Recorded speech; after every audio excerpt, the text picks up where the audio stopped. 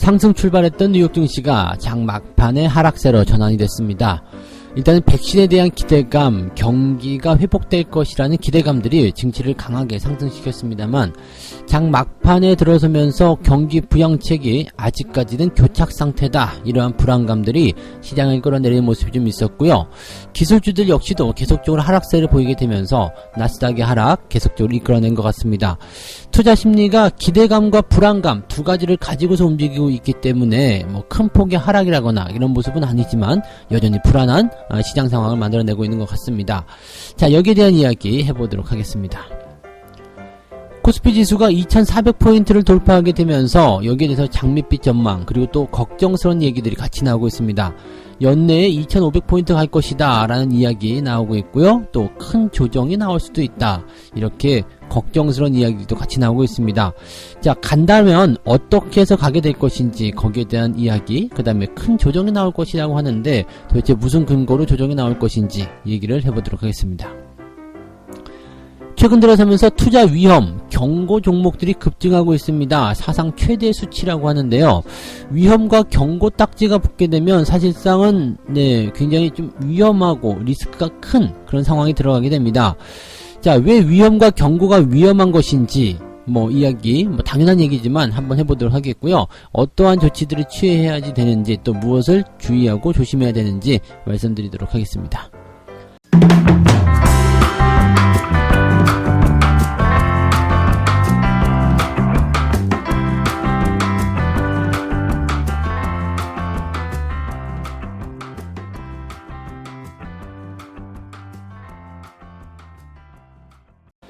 네, 반갑습니다. 오늘은 8월 12일 수요일입니다. 자, 미국 증시가 상승세, 일단은 기대감을 안고서 출발을 했습니다. 굉장히 괜찮았었거든요. 장중 내내 상당히 좋은 흐름들을 보였습니다. 왜냐하면 사실적으로 악재라기보다는 긍정적인 이야기가 훨씬 많았잖아요. 백신, 그리고 경기가 회복될 것이다. 그 다음에 그 협상에 대한 부분도 충분히 괜찮았었거든요. 그러니까 지금 경기 부양책에 대한 내용들도 어떻게 보면 시장이 가지고 있는 기대감 중에 하나인데, 장중에 내내 이렇게 해주겠다 저렇게 해주겠다 그런 얘기, 진전에 관련한 이야기들, 원한다 이런 얘기 계속 나왔었기 때문에 시장이 바라보기에는 나쁘지 않았을 거라 생각합니다. 근데 장 막판에 밀려가는 모습, 그 다음에 경제 지표가 조금 안 좋은 모습들 이런 쪽으로 나왔었다는 이야기죠. 그러니까 장 막판에 이렇게 쏟아져 나오는 모습들이 일단은 시장의 변동성을 좀 보였다고 보시면 되겠는데, 다우지수가 마이너스 0.38% 하락을 했습니다. 그래서 계속 플러스 기조를 유지하고 있었기 때문에 장 막판에 쏟아진 부분들을 보게 되면 제법 낙폭이 좀 큰 그런 모습이었다고 좀 볼 수가 있겠죠. 나스닥 같은 경우는 하락 출발했다가 상승 전환했다가 막판에 같이 쏟아집니다. 그래서 마이너스 1.69, 제법 많은 폭의 하락을 좀 만들어냈습니다. 기술주들이 아무래도 많이 하락하는 모습이고요. 연속 하락세를 보여주고 있기 때문에 여기에 대해서 부담감을 좀 가졌다고 보셔야 될 것 같죠. 일단은 이야기를 크게 두 가지 정도로 나눠서 한번 이야기를 시작해 보도록 하겠습니다. 백신과 관련된 이야기 먼저 좀 봐야 되겠죠. 러시아가 세계 최초로 이 코로나 백신을 공식적으로 등록했다, 이렇게 주장을 하고 나섰습니다. 그냥 한 이야기가 아니고요. 블라디미르 푸틴,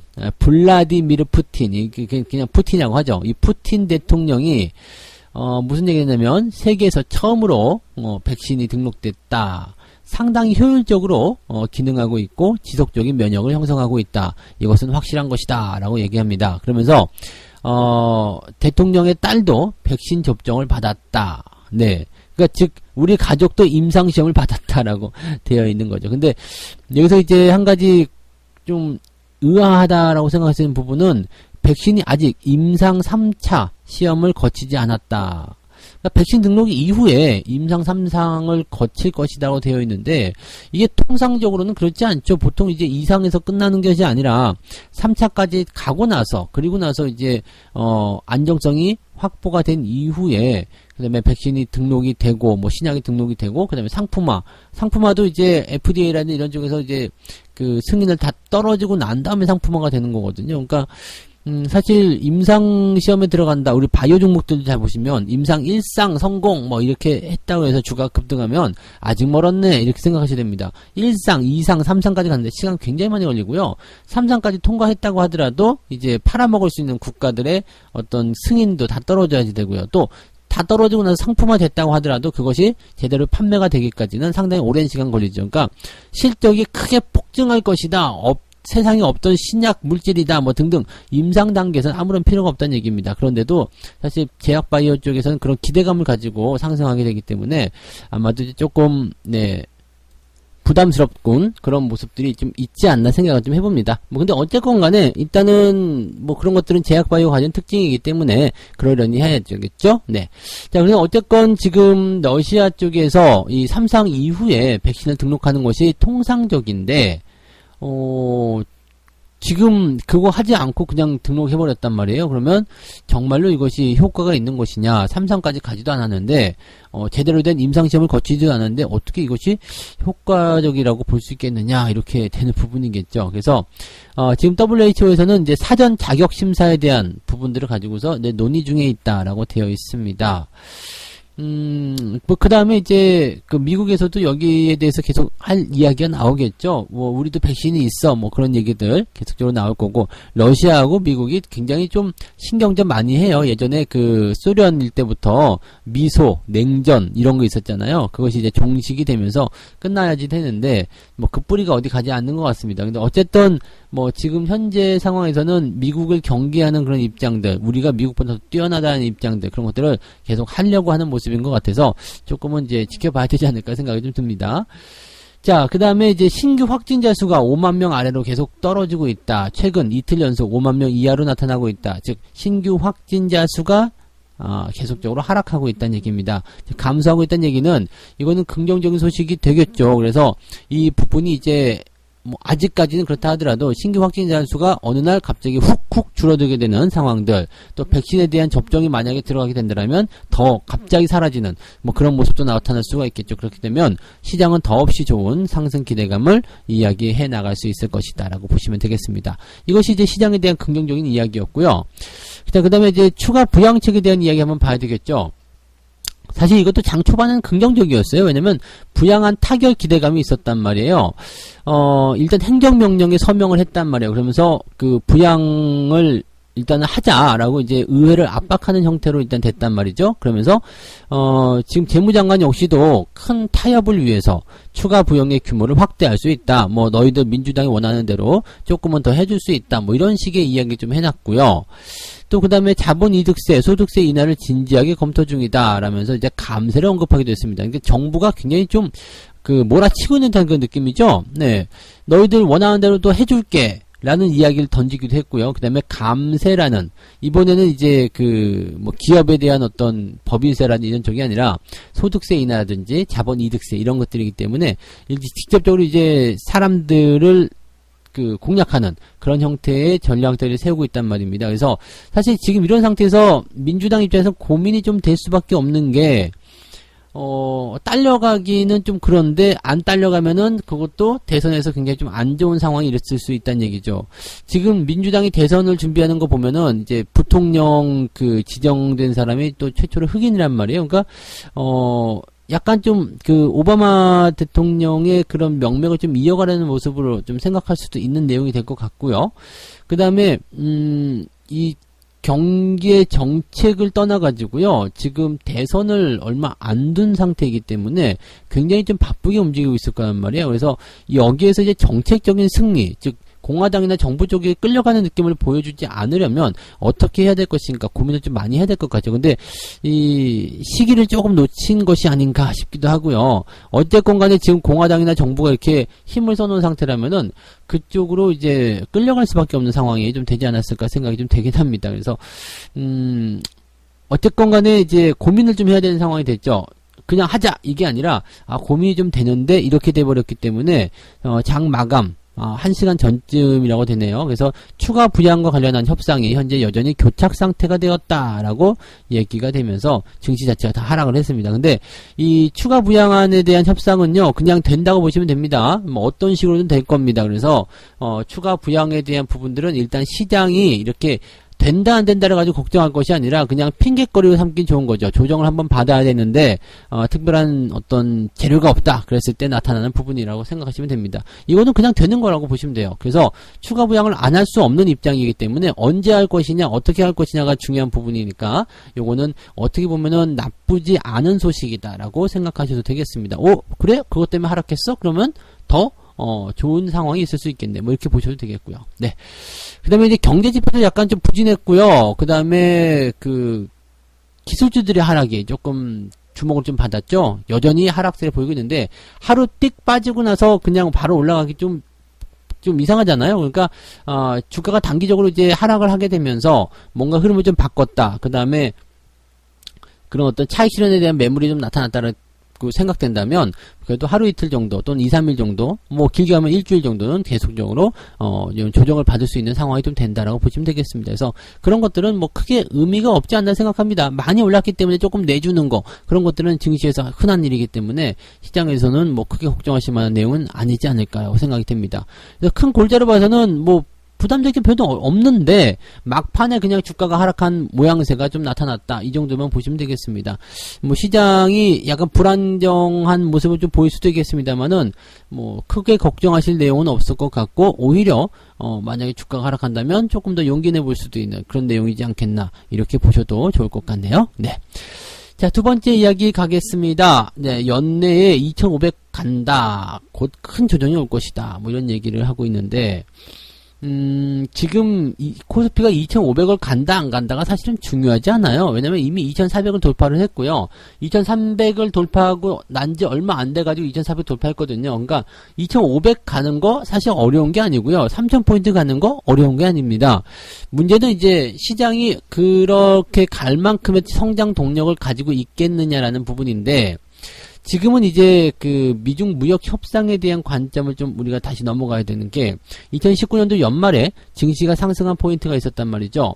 그 상승 흐름이 계속 진행이 되려고 했었는데 갑자기 코로나 때문에 주가 하락을 했어요. 그 다음에 지금은 하락을 깊게 들어간 이후에 V자 반등을 통해서 증시가 많이 올라왔죠.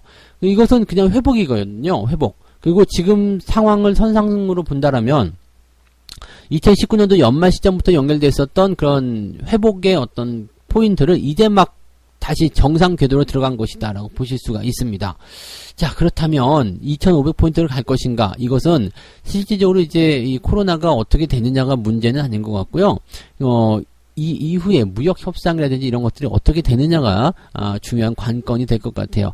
이제 15일날 미중 고위급 회담이 열리잖아요. 그래서 거기서 어떤 결과가 나타나느냐, 그다음에 미국과 중국 간의 갈등이 어떤 식으로 해소가 될 것이냐, 여기에 대해서 우리가 좀 주목을 좀 해봐야 될 겁니다. 지금 화웨이가 미국의 제재를 통해 가지고 100개를 들었다는 얘기 나왔죠. 자체적으로 개발하던 AP칩인가요? 기린이라는 칩을 더 이상 생산하지 않겠다. 이렇게 얘기해버렸죠. 이 워낙 고성능 칩이기 때문에 삼성전자나 대만의 TSMC, 요 두 기업만이 파운더리를 할 수 있는데, 미국이 이제 제재를 함에 따라서 할 수가 없는 상태가 되니까, 이제 100개를 든 거죠. 안 할래! 이렇게 됐습니다. 그래서, 어떻게 보면은 이제 화웨이가 그렇게 100개를 들고 나오면서 삼성전자라든지 이런 다른 기업들에게 뭔가 수혜가 될 수도 있을 것이다. 이렇게 되고 있는 모습이죠. 뭐 인텔이라든지 또는 퀄컴이라든지 또는 애플 이런 기업들이 반사 이익을 얻게 될 것이다. 이렇게 전망들이 되고 있는 모습입니다. 그러니까 뭐 그렇게 일단 보실 수 있는 부분인데 중국이 이렇게도 당하고 있기만은 않을 것 같다는 생각이 좀 들죠. 그러니까 여러 가지 부분에서 부딪히는 내용들이 굉장히 많은데 지금 중국 국민들도 상당히 거기에 대해서 이제 말들은 많은 것 같더라고요. 미국이 여전히 우리를 괴롭히고 있다 뭐 이렇게 생각을 하고 있는 것 같기도 하고요. 근데 재밌는 건 말이에요.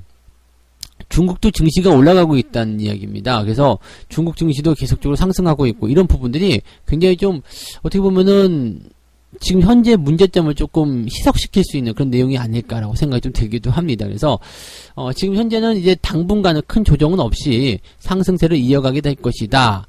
좋은 분위기를 계속 끌고 갈 것이다 라는 얘기가 일단 나오고 있죠. 누군가가 이겨버렸다라면 일단은 불안감은 끝이 난다라고 보시면 되는 거니까요. 지금 증시 쪽에 보면은 이제 그 증시 주변 자금이라 할 수 있겠죠. 예탁금이 51조 원입니다. 지금 45조 원이라고 했었던 게 엊그제 같은데 벌써 51조 원 엄청나죠. 그래서 사상 처음으로 50조 원을 넘어선 이후에 51조 원 지금 사상 최대치를 계속해서 기록 중에 있다.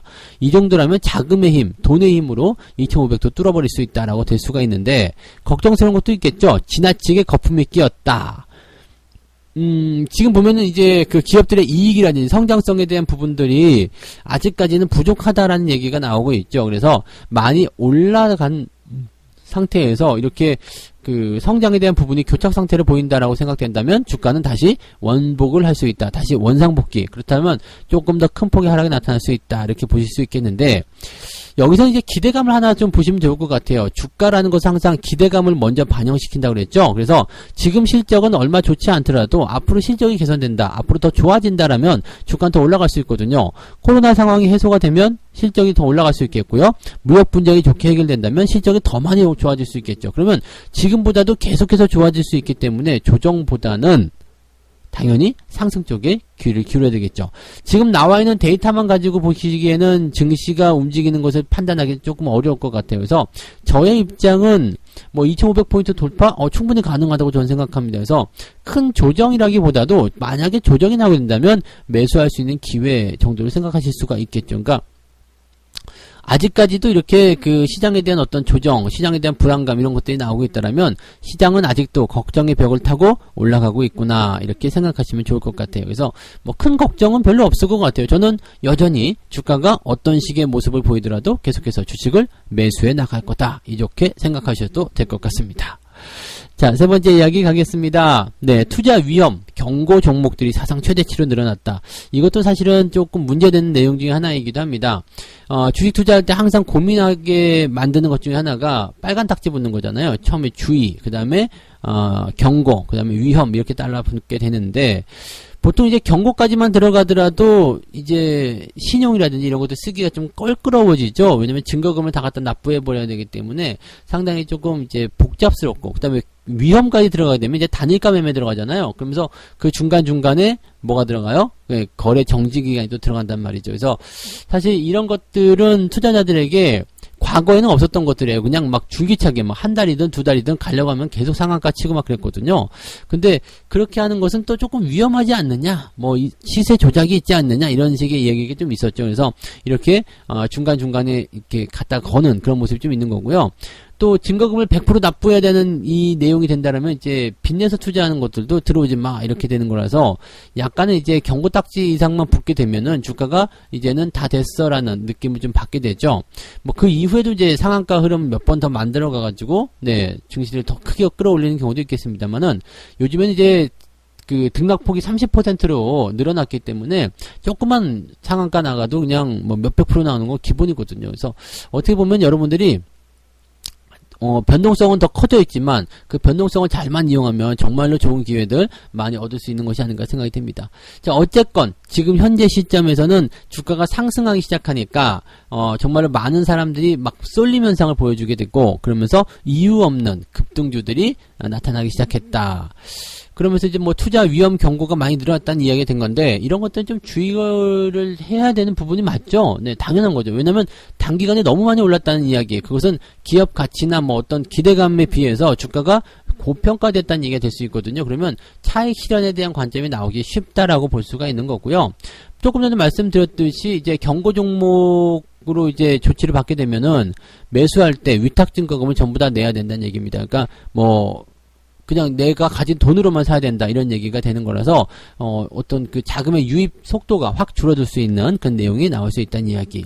그리고 또 하나는 뭐냐면 연속적으로 받는 거 있죠. 뭐 일단은 경고 딱지 받았다가 좀 풀렸다가 또 받고 막 이런 거 그런 상황이 나타나게 되게 되면 더 강력하게 네 그 고평가에 대한 논란이 심해진다라고 얘기가 되는 거죠. 그래서 뭐 시장에서는 항상 분석을 하기 때문에 합리적인가 맞는 것인가 이것이 정상적인 모습인가를 이제 고민하게 되는 모습인데 거의 대부분 경고딱지 붙거나 위험딱지 붙게 되면 비정상적인 경우, 해석이 안 되는 경우들이 많습니다. 그래서 그런 종목들 같은 경우는 언제 어느 때 어떻게 나올지 모릅니다. 왜냐면 시세 조작을 위한 모습이 개입이 됐을 수도 있겠고요. 또 언제든지, 왜냐면 너무나 많이 급등했기 때문에 고평가에 대한 논란이라든지 이런 것들이 시장의 분위기를 타고서 아주 그냥 안 좋게 흘러갈 수도 있거든요. 또 자금의 어떤 한계력을 느낀다거나 그렇게 된다면 더 부담스러운 모습이 나타날 수 있겠죠. 중요한 건 그거예요. 지금처럼 시장이 좋을 때는 시장에 들어오는 자금들이 굉장히 많기 때문에 그럼에도 불구하고 사자 이렇게 될 수 있겠는데, 만약에 시장이 조금의 조정을 받는 상태가 된다면 위험 경고딱지 붙어있는 종목들은 한계를 느끼게 될 수가 있겠죠. 그러니까 그런 내용들도 꼭 여러분들이 참고를 해보셔야 되는 부분이라고 생각하셔야 됩니다. 자, 그래서 그렇게까지 이야기해 드리면 좋겠고요. 세 가지 이야기 정리해 드리도록 하겠습니다. 미국 증시가 막판에 하락세를 보이면서 기대와 불안감을 보였다. 백신 또는 경기 회복에 대한 기대감이 분명히 있었고요. 그 대신에 이 추가 부양책에 대한 부분이 협의가 이루어지지 않았기 때문에 여기에 따른 불안감들, 그리고 경제 지표가 조금 안 좋았고 기술주들이 하락을 했었다라는 이야기 전달해 드렸습니다. 코스피 지수가 연내 2500포인트를 돌파할 것인가 아니면 큰 조정을 받을 것인가에 대한 논란은 계속 나오고 있습니다만, 지금은 돌파는 크게 어렵지 않은 것 같고요. 조정에 대한 부분들은 명분이 조금 부족한 것 같아요.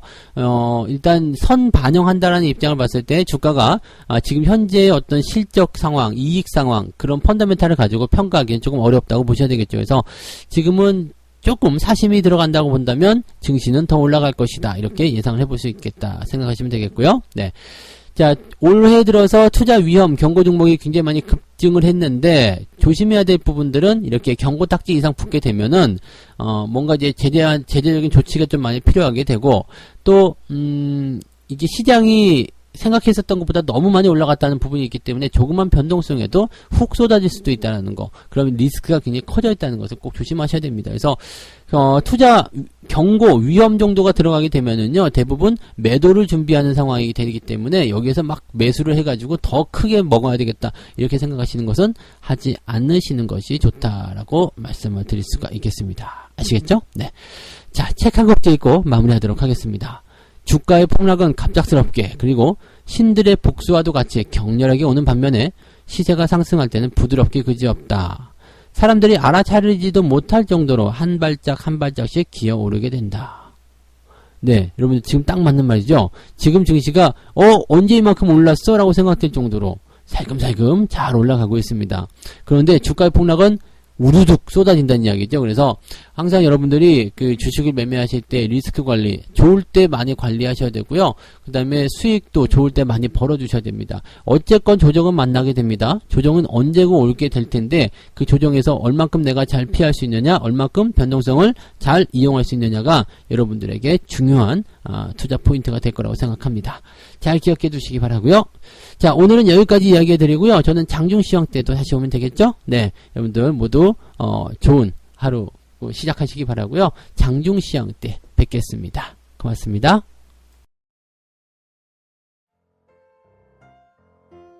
본 방송에서 제공되는 모든 정보는 투자 판단의 참고 자료이며 투자의 최종 책임은 본 방송을 이용하는 본인에게 있습니다.